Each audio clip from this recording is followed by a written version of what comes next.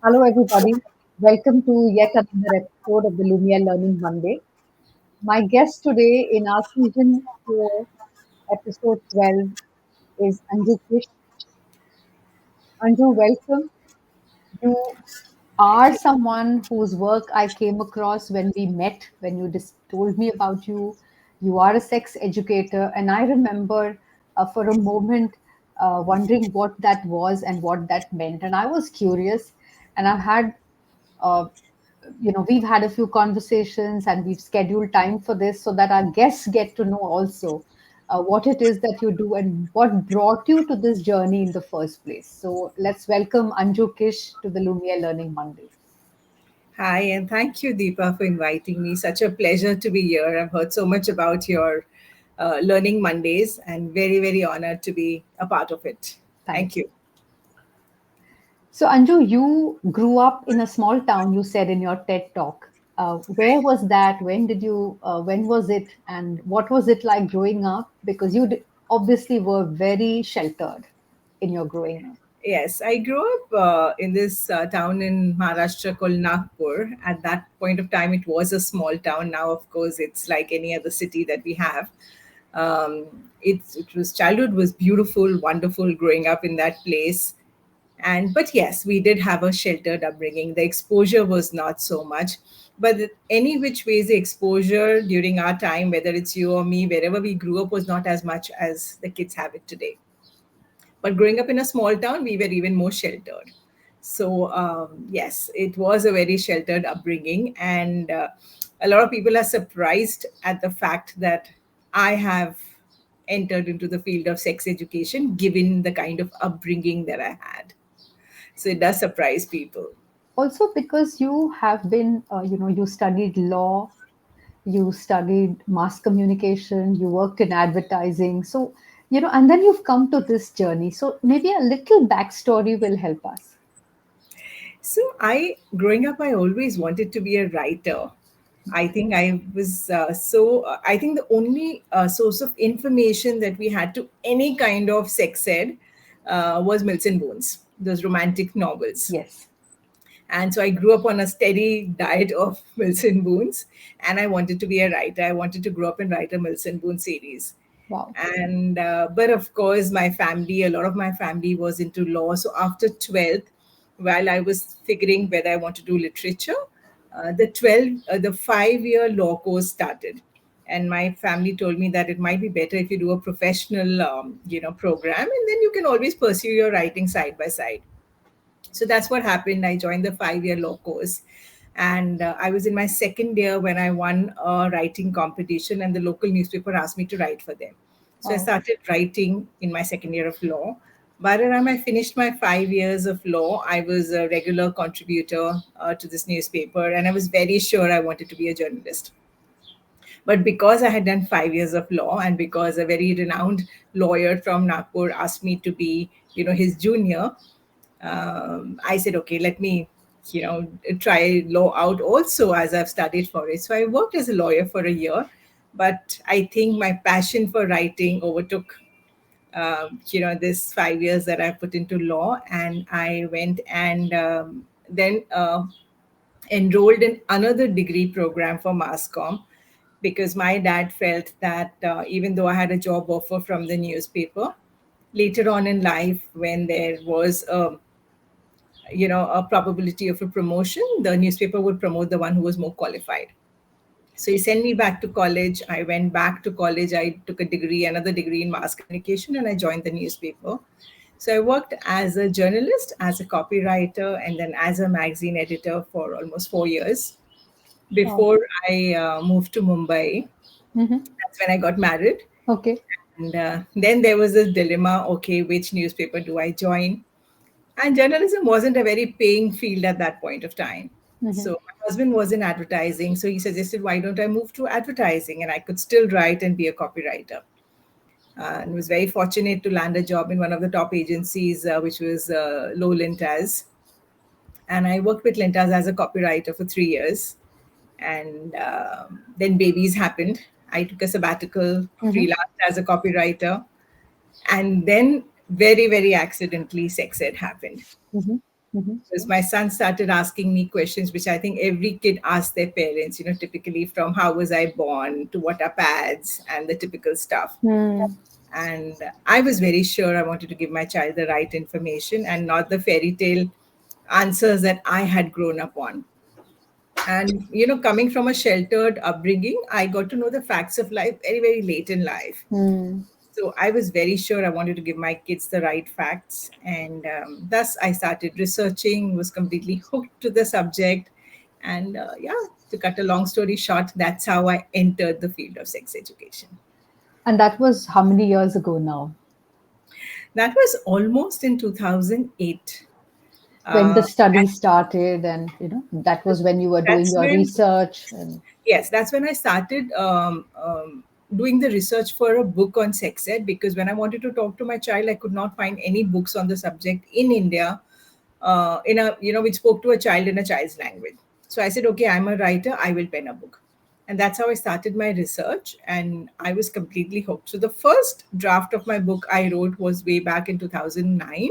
hmm, Um, but then after that, I went and studied. I qualified myself as a sexuality educator, and then I found that the book I had written was so amateurish because it was just based on a little bit of research and talking to parents. And after I worked as a sexuality educator, is after a few years is when I pulled out my book again and rewrote the entire book. And that's what was released in 2019. It's called How I Got My Belly Button.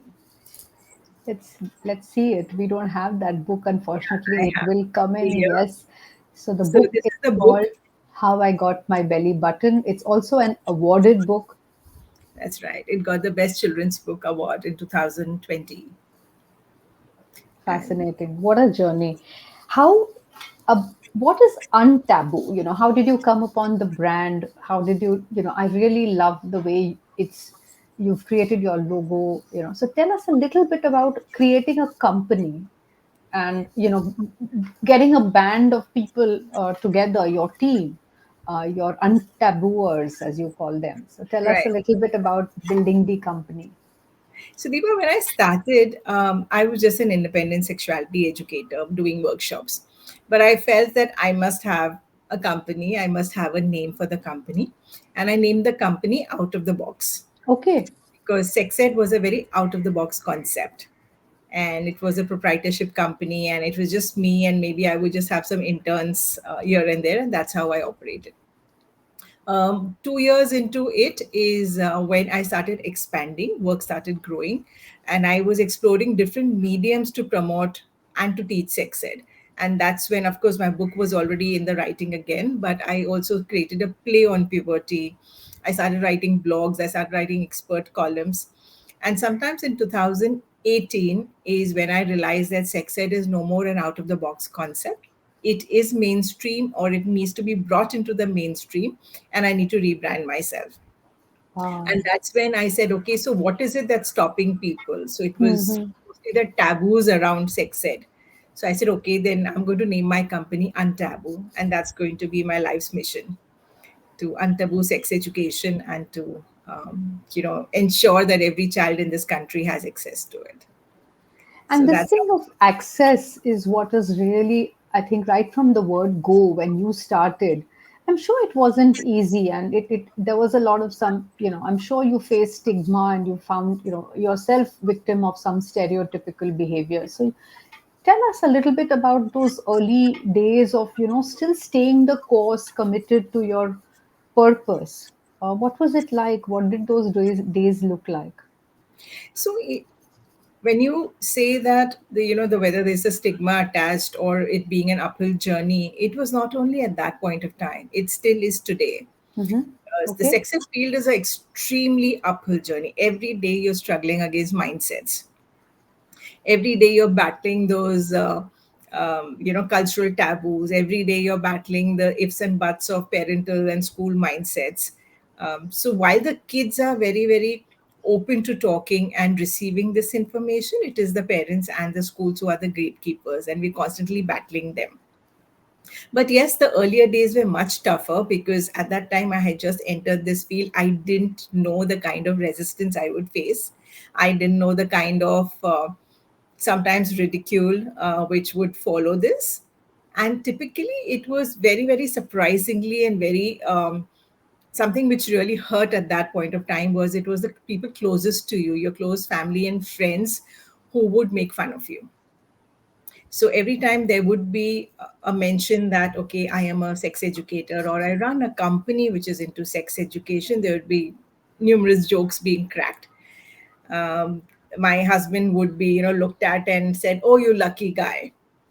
So obviously, everybody thought that sex education was about sex. I don't know whether Hmm. they thought it was about teaching people how to have sex, and thus the look which my husband would get about "lucky you." Hmm. My kids were teased in school. They were nicknamed Honey Pony and told that their mother teaches children how to have sex. And but very, very interestingly, when those same kids came for my workshop, they would then turn around and tell my boys that, "Oh my God, you're so lucky. You can talk to your mom about everything. You have access to somebody who can answer all the questions that you have." So things started changing, but it took a long while. And even today, at times, when we are with friends groups, anytime there's any conversation about sex, they would all turn to me. "Okay, ask Anju." Whether it is about any new sex position which has been portrayed in the media, or it's about an adult party being organized and they want naughty games, my name comes up. So that misconception of what sex education is, that still continues. And So, I think that is a lot of conditioning, cultural condition, and will take a long while to do away with for people to really decode this term sex ed. so for people who are watching, they're probably thinking, okay, so that's what I've been thinking. So, what exactly is sex education? So, maybe you just want to tell them because while Sure. we are talking, I'm sure those are the thoughts that the listeners probably grappling with. Absolutely. And I don't blame anybody, because if I wasn't in this field, probably that would have been my thought too. Because we've grown up without any sex ed. And we've grown up not saying this word sex out aloud. So the Yes. moment somebody says this word out aloud, it's kind of, still you take a step back and say, "Oh, okay, somebody is actually saying this word out aloud," even today. So I think for all of you watching, I would say disassociate the word sex from education. I mean, and don't disassociate the word sex from education. Read it as a whole. Sex education is not about sex. It is about actually the safety of a child. So whether you're talking to a child about safe touch, unsafe touch, it is sex education. If you're talking about puberty, that is sex education. If you're talking about, of course, the sexual act and reproduction, that's sex education. But there are hundreds of topics under it. So example, if you're talking to your child about crushes, about dating, about date rape, about healthy relationships, healthy breakups, if you're talking about changing relationship with peers, changing relationship with parents during teenagehood, the teenage angst, the mood swings, consent, safety, all of this is sex ed.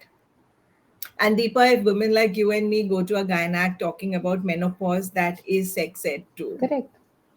So, so if you see, till a certain age, till about 12 years, 11 to 12 years, when we're talking to kids about safe touch, unsafe touch, and puberty, we don't even mention the word sex, or we don't even talk about that concept. So there is no talk on, there's no sexual talk there.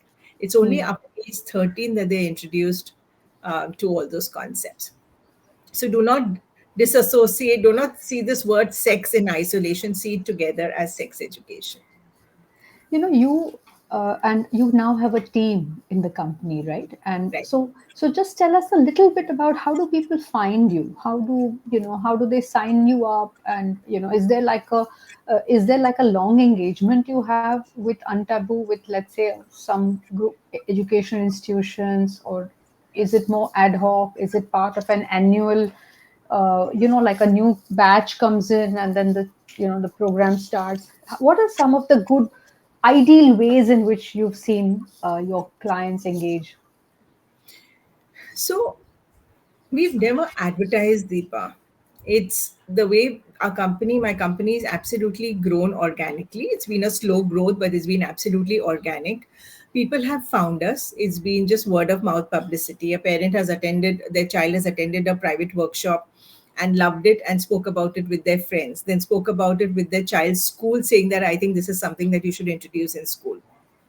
So school has come to us. We've done the workshop for the school, and then they have spoken about it to other principals, and that's how we had work coming in. Of course, now we do reach out to schools also. We do a little bit of one-on-one marketing, but other than that, we don't do any other kind of marketing.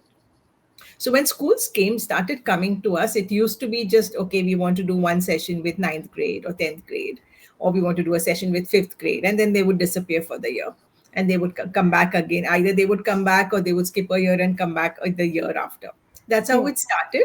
And even today, with a lot of schools, that's how it is. It's a very need based education. And And what do you think could trigger it? I mean, there could be somebody who's saying we need this, or was it an incident, or so, some. yes, unfortunately, Deepa, it's sex ed is very trigger based. The need for sex ed is very, very trigger based. People are still not realizing that sex ed is a life skill, and every kid should be taught that from the word go. From the moment they actually are just 2 or 3 years old, and from the moment they enter school at 5 or 6, they should be given sex education, which is year on year. But unfortunately, it is still a very trigger led need. So, at home, if if a parent catches their child watching porn, then they feel the need. If they find the child masturbating, they feel the need. Or if in their school there's been a sexual abuse case, then they suddenly feel the need to talk. So it is a very trigger led, very fear led decision to give their child sex ed. Trigger and fear both. Absolutely, the trigger is a fear that okay, I or the child is asking questions which they are not able to answer, and that is happening very often now, especially post COVID. We are seeing that the kind of questions kids before COVID, ninth and 10th graders were asking us, the same questions today fourth and fifth graders are asking us, Hmm. and parents are at a complete loss about how to answer. I mean, how do you answer when a second-year old asks you, you know why is the middle what does the middle finger mean, or what does 69 mean? So they are absolutely at a loss, and that's when they tried looking around and seeking an expert who can answer these questions for the child. So you have put out many resources now. So you do workshops, which are like 1 day programs. Yeah, there are a few hours programs. In schools, we sometimes have one intervention, sometimes twice a year intervention. Private workshops are one time intervention. They are like anywhere from 2 hours to 4 hour workshops. But every workshop that we do, private workshops, we always ensure that the workshop is with the child. It is followed by a parent child activity so that we break the ice between them, and the parent can carry forward this conversation at home. And then we That's do so it only, important. absolutely. And then we do an only parent workshop, bringing them up to par on what we've done with the kids and how they can carry this forward. Okay. That's Okay. what our private workshops are. In school, they are graded, grade wise workshops. Right from grade 1 to grade 12, we have workshops. But then we also have parent talks there, and we also have teacher talks, and also grade 4 support staff talks. Because we strongly feel that the entire environment of the child has to be educated, empowered, and they need to be supportive of this growing child. So that's how our workshops have been designed. But yeah, coming back to your question, we have various resources. Of course, we have private workshops, school workshops, parent talks, teacher trainings. And now we've also launched, last year, we launched what is India's first online platform for sex education. We've launched with our puberty programs, and these are programs a parent or school can just go and buy online. And they are in a very interesting animated format. The programs have been gamified, so they're extremely interesting for a child to run through. So Yeah. that's the other bit. And of course, I write my blogs, I do expert columns, book is there. I also do a little stand up comedy on the side, which is the whole purpose is to break people's mindsets about sex ed and to laugh at their own mindsets and hopefully bring about a change. So, Anju, how did, some of these uh, kids or some of these incidents, uh, how did these sort of shape you over time? I mean, are there some standout things that, I mean, for you, they're like almost seminal that give you that that strong call which says this is what I was meant to do. I was meant to do untaboo, and Right. you need those reassurances. Entrepreneurship is a lonely journey, so maybe you want to just share some of these with our audience. There have been so many incidents actually, Deepa, and because like I said, this is an uphill journey, and at times you do sit and question yourself that what am I doing? What kind of progress am I really making? Any real progress? And then invariably you come across people who just randomly meet you somewhere and say, "Oh my God, are you Anju? Are you the my child attended your workshop and I can't even tell you the change it brought in our life or in our family." So we had this one. In fact, this one of the incidents which happened was in a school. It was in a boarding school, and I was doing a session with the 12th graders. And this we have a curiosity box where they can anonymously, put in their chits also. Besides, of course, openly asking us stuff. So when I opened the curiosity box, there was this one chit which said, instead of asking a question, it was a very personal thing, which said that, "Can you remove your kurta and show us your breast?" Now, I could have very easily kept this chit aside. I needn't have read it out, but I thought it was an opportunity. So I read it out aloud and I said, "I'm very glad you all have asked me this because you all are all in the 12th grade. Next year, you'll head to college. And when you are at university, the laws of POSH, that's, sexual harassment, will apply to you. And in India, we are very unaware of the thin boundary between what we think is a joke and what is sexual harassment. What we think could be a fun comment, intending to make the other students laugh, but how it can easily get into the territory of sexual harassment. And then went on to explaining to them what sexual harassment was, and it just opened up beautiful conversations. And then I continued with my program. At the end of the program, when I again opened the curiosity box to take the last bit of questions, there was one chit there in which, in big bold letters, it was written, "I apologize." I don't know whether it was the same child. I'd like to believe it was the same child. And it still gives me goosebumps to think that change can happen in just a few I'm hours. getting goosebumps, really. Amazing. That was so Conversation. powerful. Yeah, conversations have the power to bring about the change. And even if one mindset you're able to change, it has a ripple effect. That one mindset will change the family, that one family will change a community, that one community will change the society. So it might be a slow change, but it's definitely a change. And there are so many stories of these kind of stories, which, and actually they are what keep me going. And like you said, this was class 12, but do like your 5-year-olds and 7-year-olds, how does that happen? Are their parents sort of first worried, okay, is this child going to get exposed too early? Is this like the right age? Do those kind of things come up also, All Anju? the time, all the time. My child is too young. It will take away their innocence. It will put thoughts in their minds which are not there. It will now be taken as permission to experiment. So lots of mind blocks parents have, and thus I started when I started doing sex ed, I realized that more than the child, I first need to work with the parents. And my parent talk, which is called Break the Wall of Silence, which now I travel across the country and give that talk of mine, is that's what it exactly addresses. All the mind blocks, I unblock all those mind blocks and show them what happens if you don't talk to a child, especially today, and the impact of that, the statistics that we have in our country, and then empower them to open these conversations with their children.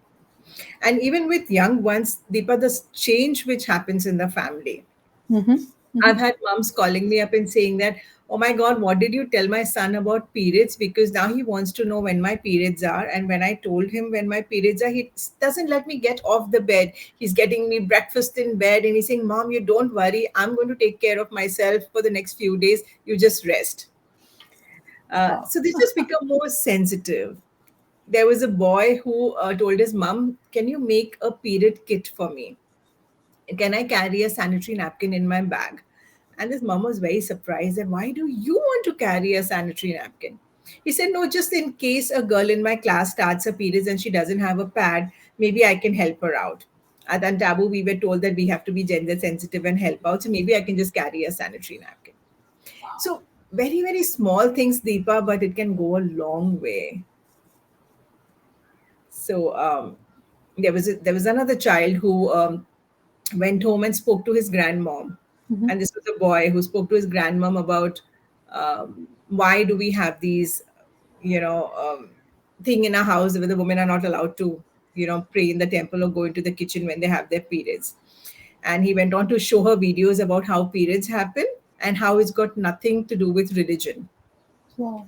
and that is not dirty blood. And he actually, of course, I don't know what he must have gone through and how many conversations he must have had with his grandmom, but he changed things in his household. So, like I said, it's this education has a ripple effect. I am just talking to a child or a group of children, but what they are doing in their families, and then ultimately that ripple effect in the society. Even you've talked about why this is so important to prevent rape, and how it actually keeps people safer. So the Right. whole knowledge and right knowledge at the right time and can actually help create a safer society. Maybe we should close on that very important theme, because you've done so much research on the subject and you know how alarming the situation is in our country now, especially post pandemic. It's only become more. Absolutely. So, like, we rightly said that it's about the safety of a child, and sex ed does that beautifully. Sometimes even children who are abused are not aware of the fact that what's happening to them is abuse. They're not aware of the fact that they're supposed to report this, and it is not their fault. So, just conveying that to the child can actually have so much impact. But while we are teaching our kids how to be safe, it's equally important to teach them how not to be abusers. That is another Correct. aspect of it which most of us parents do not think about. So we Hmm. also talk to them about it. Consent, boundaries. These are very, very important topics which lead to the safety of a child. As they grow older, we have to teach them about safe sex, which could lead to lesser teenage pregnancies. It could lead to lesser STIs. So all of these are, at the end of the day, these conversations are for the safety of a child. Even breakups, how to have healthy breakups. Mhm. So definitely, the mental health of a child is also taken care of through these conversations. So lots and lots of benefits. So all I would urge the parents to do is do not think of this word sex and have alarm bells ringing in your mind. Just think that it is for the safety of your child. And once you start looking at it from that point of view, your perspective is going to change. And you want to create a community of untabooers. That's right. I know. And all of us are untabooers. We just need to take that one step forward, get over the awkwardness that we feel talking about these topics, and you'll see the beautiful change which happens in your life, in your children's life. So be that untabooer, and let's together raise a very responsible generation leading to a safe society. That was very powerful, Anju. Thank you so much for being our guest today. I read my experiments with truth, Mahatma Gandhi's autobiography, when I was about 16 or 17. And he talks about exploring dimensions of his life around sexuality, the challenges, his experiments, what he did, even his journey to abstinence at a point in time and what that meant for him. So, the absolute truth, the candor with which this conversation, and you would always, it kind of breaks all kinds of myths and stereotypes we have about Mahatma Gandhi, just to know that for him, no topic was untaboo, The topic was taboo, right? was Absolutely. taboo. Everything was untaboo. Everything had to be explored scientifically, put through with some kind of a rigor, looking at data, and he was really a scientist in his experiments. And so also with sex, and understanding his own sexuality and needs, and Right. so, Anju, thank you again. We're doing this talk on the 2nd of October, and I think a truthful, honest conversation about what would we thought was taboo. And Anju's helped break a few of these myths for us and mind blocks for us. So, more power to you and to your community of untabooers, and maybe all join that mission in being comfortable talking about topics like sex early on, for safety and for awareness and for healthy respect Absolutely. Thank you, Deepa. And I think you already are an untabooer. And thank you for introducing me to your community. And hopefully, we will have a larger community of untabooers. Thank you. Thank you.